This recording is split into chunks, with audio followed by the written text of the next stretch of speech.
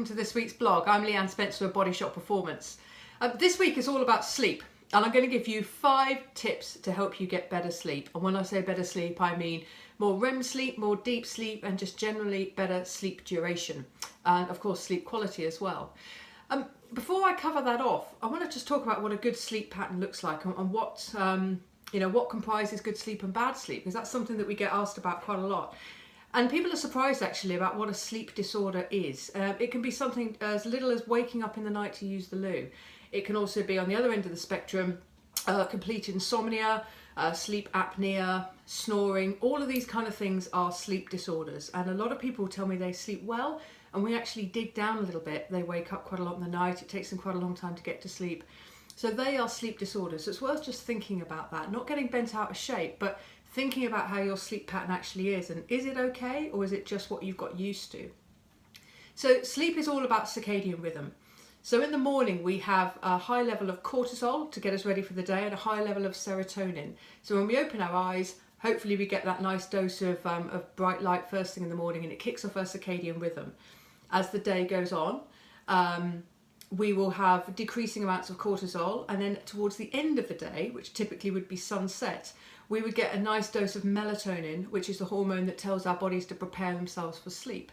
So serotonin and cortisol nice and high in the morning.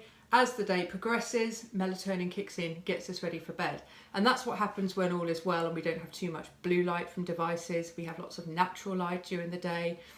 And hormones play a part as well. And that's the serotonin, it's your melatonin, it's your cortisol, and there are some other hormones, but broadly speaking, they are the main 3.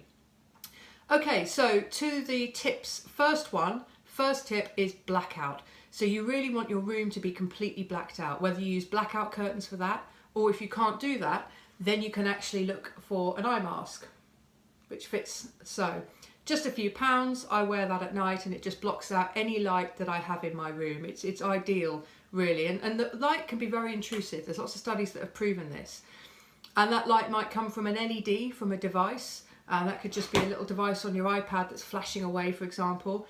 Or it could be a light that's coming in from street lights outside or under your bedroom door where the hall light's on. Either way, you don't want to be visible. You don't want that light to be on your skin or in your eyes. So an eye mask is probably the biggest tip I can give you. So that and blackout curtains is number 1. Second one, lavender oil. So just try this. I put a few drops of lavender oil onto my pillow at night. But we also diffuse lavender oil into the room when we're watching TV or relaxing in the evening. So you could do either or, but lavender oil has lots of proven benefits for calming, for relaxing, and it can also aid sleep. So that would be a good tip. Number 3 is magnesium. So I use something called Ease Magnesium, which you can get from Amazon. And I spray some of this onto the major muscle groups of the legs, but sometimes onto my upper back, shoulders, and chest area as well. It's about £30 a bottle, but it does last quite a long time. And magnesium is involved in well over 300 biochemical processes in the body. And some of those relate to sleep and the ability to calm down your nervous system. So it's a really great one to put onto the body before night, and you'll enjoy some deeper sleep and some richer benefits of that. So the studies have shown, and I use that every evening as well. Breathing is another tip. So that's number 4. If you struggle to get to sleep, just spend a bit of time deep breathing. So slow rhythmic breathing, a little meditative sequence, just having some sort of way of ending the day in a calm state if you can, particularly if you've had a really stressed or frenetic or frenzied day. So that's number 4. And number 5 is body temperature and bedding. Very often when I spend time with people, we talk about the type of bedding they've got on their bed, and it's inappropriate. It's not seasonal. Their body temperature is too hot. And what you want to have is a body temperature that's a little bit hotter than the room you're in. So body temperature and room temperature are really important.